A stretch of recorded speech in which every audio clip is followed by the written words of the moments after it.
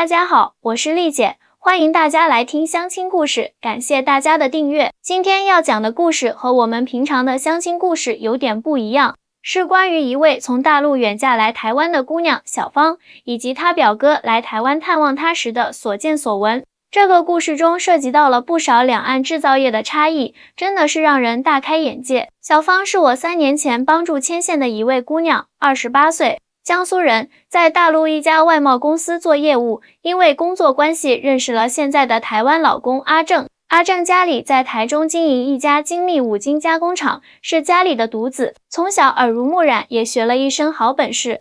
两人相识相恋后，去年终于修成正果，小芳远嫁台湾，在阿正家的工厂负责外贸业务，夫妻齐心，生意做得风生水起。上个月，小芳的表哥刘总来台湾看望她。这位刘总啊，在大陆也不是一般人，40出头，在浙江温州开了一家不小的五金制造厂，生产各种工具、配件，年产值上亿，妥妥的制造业大老板。平时眼高于顶，认为大陆现在发展的多好啊，尤其是制造业，中国制造不是盖的。来台湾前还跟小芳开玩笑说，表妹啊，你别看你老公家里有工厂，咱温州的五金产业链那可是全球闻名的，说不定你老公那工厂的设备都是从我们温州进口的呢。哎呀，这话说的，小芳也是笑笑不回应。她知道表哥一直有点大陆沙文主义，认为台湾经济落后，靠大陆吃饭，但她嫁到台湾后才知道，台湾的制造业水平，尤其是精密制造这一块，那可是相当了不起的。刘总一下飞机就被台北桃园机场的整洁有序、服务人员的礼貌亲切给惊到了。哇塞，这机场比我们那儿还干净，而且大家说话都好温柔。小芳笑着说，表哥，这才刚开始呢，你跟我们回台中，保证让你大开眼界。第二天，阿正特意带刘总参观了他家的工厂。刘总一进门就愣住了，这工厂占地虽然不大，也就1万多平方米，但是干净的跟医院似的。车间里机器设备一应俱全，工人们穿着统一的工作服，戴着手套，操作各种精密设备，每个人的工位上都井井有条，没有任何杂物。这也太干净了吧！刘总惊讶地说，我厂里虽然也讲卫生，但哪有这么一尘不染啊？阿正笑着解释，我们台湾的制造业很注重5S 管理，就是整理、整顿、清扫、清洁、素养这5个方面。这不仅是环境问题，更是生产效率和品质保证的基础。刘总点点头，若有所思。接着，阿正带他看了工厂的仓储系统，全自动化管理，每个零件、每批原材料都有追溯码，可以精确到生产的批次、时间、负责人。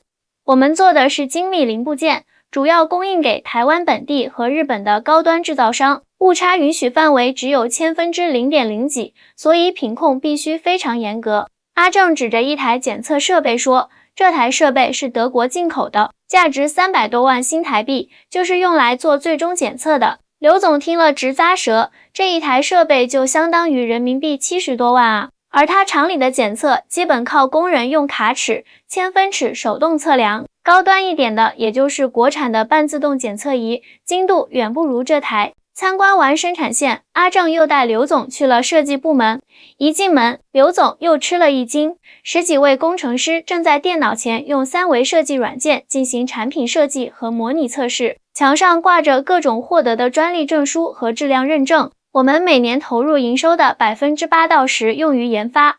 阿正说，虽然规模不大，但我们有20多项发明专利，还有50多项实用新型专利。我们不靠低价竞争，而是靠技术和质量取胜。听到这儿，刘总突然有点坐不住了。他想起自己的工厂，虽然规模是阿正家的好几倍，但研发部门只有3、4个人，主要工作就是仿制国外或台湾的产品，改外观，申请个外观专利。真正的技术创新几乎没有，年度研发投入撑死了营收的2%，还时常被他抱怨烧钱。刘总沉默了一会儿，指着墙上挂着的一把精致的扳手问，这是你们生产的？阿正点点头，对，这是我们专门为一家日本汽车制造商定制的扭力扳手，可以精确控制扭力，防止过紧或过松。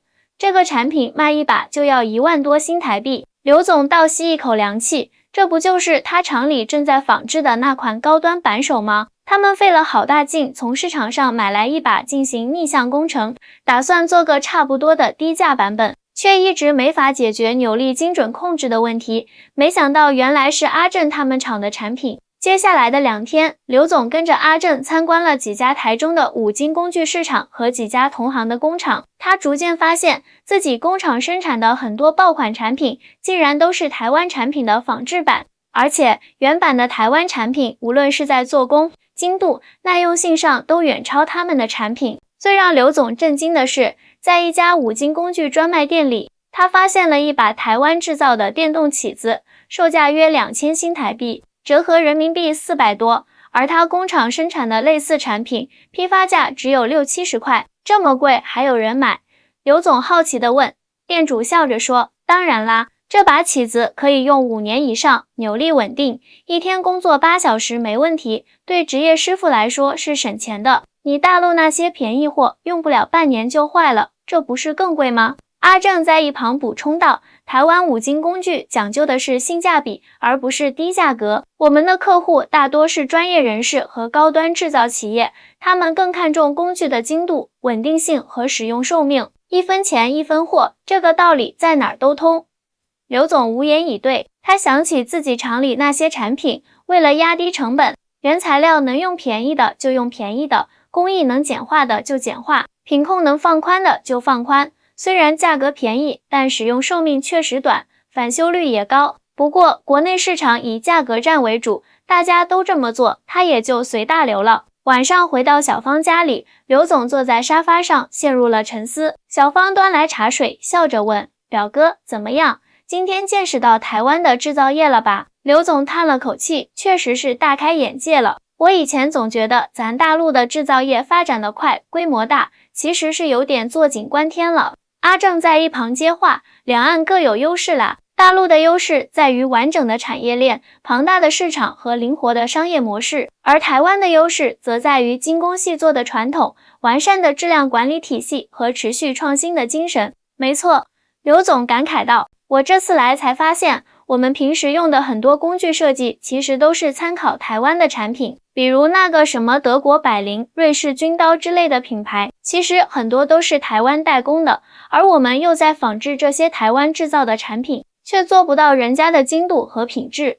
小芳笑着说，表哥，你知道吗？台湾的精密制造业可不是一朝一夕形成的，从上世纪60、70年代开始，台湾就注重技术引进和自主创新，慢慢从日本技术的学习者变成了创新者。很多台湾企业家都有工匠精神，几十年如一日专注于一个细分领域，不断精进技术。阿正补充道，像我父亲那一辈，很多都是从车间里的技术工人做起，一步步学技术，攒资金，然后创业。他们不追求企业规模有多大，而是追求在细分市场做到极致。我们厂虽然员工只有60多人，但在精密扭力工具这个细分领域，全球市占率能达到5%以上。刘总连连点头，确实是这样。我看很多台湾企业规模不大，但都有自己的独门绝技，所以即使人力成本比大陆高那么多，还是能在国际市场上立足。小芳递给刘总一本杂志，表哥，你看这个，那是一本台湾精密机械产业发展报告，里面详细介绍了台湾在精密制造业的全球地位。刘总翻阅着，惊讶地发现台湾在很多细分领域都占据着举足轻重的地位，全球超过70%的自行车零部件来自台湾，全球前5大笔记本电脑代工厂，台湾占了4家，全球前10大半导体制造商，台湾占了3家，全球近90%的高端主板是台湾制造的，太厉害了！刘总由衷地赞叹道，我以前真的低估了台湾的制造业实力。第3天，阿正安排刘总参观了台中的精密机械园区，这里聚集了上百家中小型精密制造企业，形成了完整的产业集群。园区内有共享的研发中心、检测中心和人才培训中心，企业之间既竞争又合作，共同提升整个产业的竞争力。这种产业集群模式很值得我们学习，刘总说。虽然我们温州也有五金产业集群，但大多是低端同质化竞争，缺乏这种协同创新的机制。阿正点点头，台湾的制造业其实经历过转型升级的阵痛。80、90年代，随着人力成本上升和全球化竞争加剧，很多劳动密集型产业都搬到了大陆，留下来的企业不得不走向高端化、精密化、智能化，否则就会被淘汰。刘总若有所思，这不就是我们现在面临的问题吗？随着人力成本上升，简单的代工模式已经难以为继，必须向产业链上游转型，提高附加值。没错，阿正继续说，台湾企业的转型经验可能对大陆企业有借鉴意义，比如注重研发投入，培养专业人才，建立严格的品质管理体系，寻找细分市场的机会等等。参观完园区后，阿正特意带刘总去了一家台湾传统的五金批发市场。和精密机械园区不同，这里更接地气，店铺林立，商品琳琅满目，价格也更亲民。我们台湾其实也有各个档次的五金工具，阿正解释道，高端的销往欧美日本，中端的供应本地市场，也有一些经济型产品销往东南亚和其他地区。不同的市场有不同的需求，关键是要找准自己的定位。刘总在市场里转了一圈，发现即使是这里最普通的五金工具，在做工和材质上也比他工厂的产品要好不少。他忍不住买了几件带回去研究。中午，他们在一家本地小吃店用餐，阿正点了几道台湾特色菜，还开了一瓶台湾产的高粱酒。刘总喝了一口，赞不绝口，好酒，比我们那儿的52度茅台还够劲儿。阿正笑着说，台湾的酒厂可是有100年历史了，制酒工艺也是一代代传下来的，这不也是一种工匠精神吗？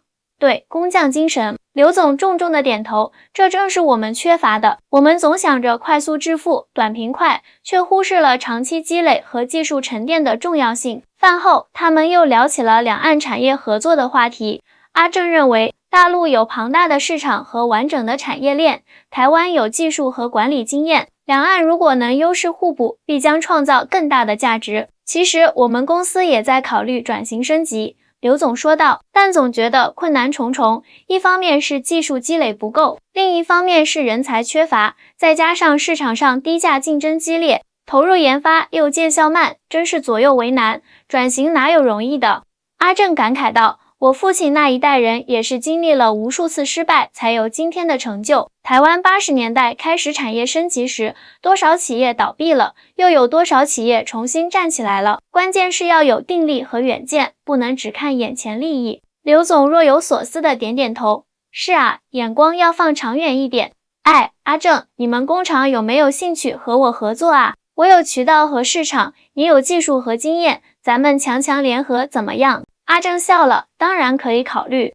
不过合作前，我们得先明确各自的优势和定位，制定长期的合作规划，不能只是简单的贴牌生产或技术转让。没问题，刘总兴奋地说，回去我就让团队准备详细的合作方案，咱们可以先从技术交流开始，逐步深入合作。小芳在一旁笑着说，表哥，看来这次台湾之行收获不小啊。刘总摸着下巴思考道，确实是大有收获。原本只是来看看表妹，没想到打开了新世界的大门。这次回去，我要对公司进行一次彻底的战略调整了。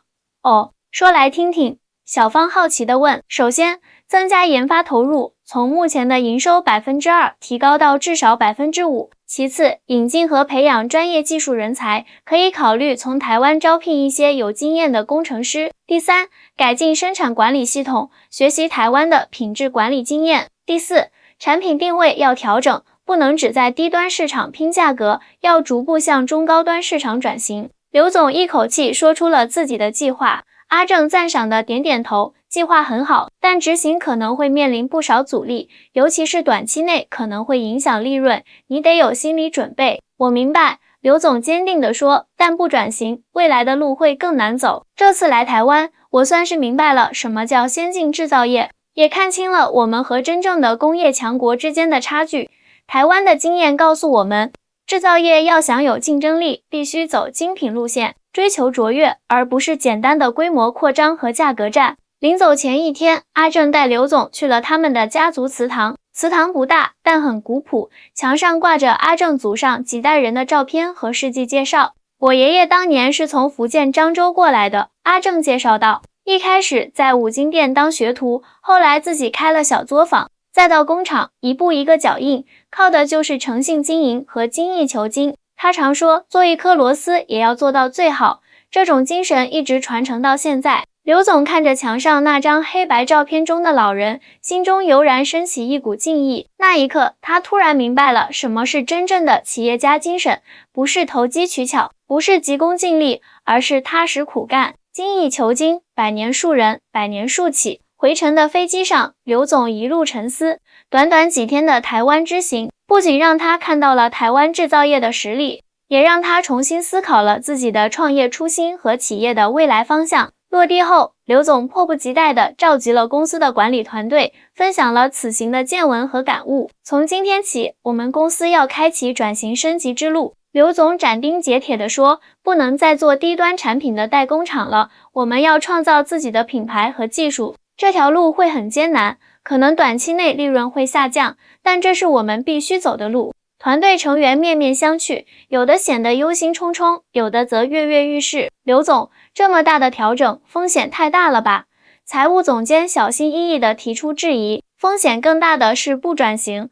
刘总坚定地回答，你们知道吗？我们引以为傲的那些产品，其实都是仿台湾的，而人家台湾已经在往更高端的方向发展了。如果我们不转型，迟早会被淘汰。接下来的几个月，刘总带领团队制定了详细的转型计划，从产品研发、人才引进、生产管理、市场定位等多个方面进行系统性变革。他还专门成立了研发中心，聘请了几位台湾的技术顾问，开始了自主创新的道路。转型初期确实困难重重，新产品开发不顺利，老客户对涨价不满，员工不适应新的管理方式，公司一度陷入亏损。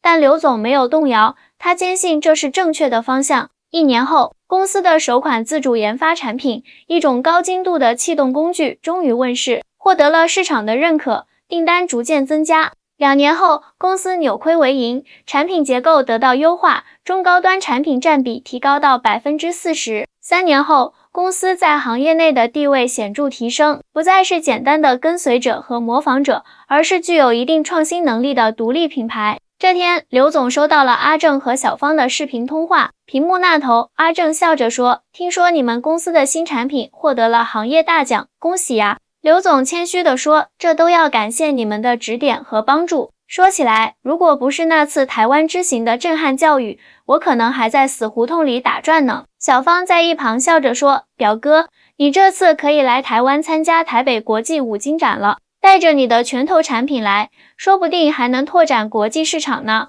一定一定，刘总爽快地答应了。我已经安排了团队参展，这次我要给台湾同行看看，我们大陆的制造业也能做出精品。挂断视频后，刘总站在办公室的窗前，望着厂区那一排排整齐的厂房，心中充满了自豪。这几年的转型之路虽然艰辛，但结果证明这是值得的。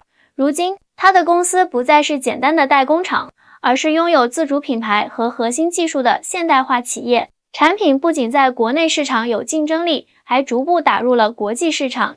制造业的未来之路就是精益求精，追求卓越。刘总在心中默念着这句话，这也成了公司的新标语，时刻提醒着每一位员工。小芳和阿正的故事，以及那次改变命运的台湾之行，刘总会经常讲给新员工听，希望大家都能明白工匠精神的可贵和长期主义的重要性。而我作为这段姻缘的媒人，也为自己牵线的不仅是一对幸福的夫妻，还推动了两岸企业的合作与交流而感到无比欣慰。相亲红娘丽姐的故事今天就讲到这里，感谢大家的收听，我们下期再见。